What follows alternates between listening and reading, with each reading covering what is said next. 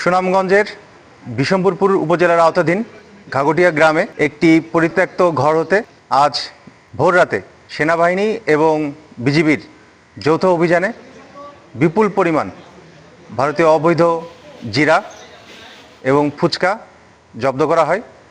প্রায় আনুমানিক ৯,৫০০ কেজি ফুচকা এবং ২,৫০০ কেজি জিরা জব্দ করতে আমরা সমর্থ হয়েছি, যার আনুমানিক সিজার মূল্য প্রায় ৪২ লক্ষ টাকা।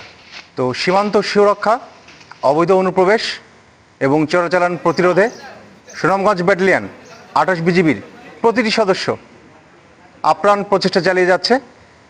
আমাদের এই ধারা অব্যাহত থাকবে।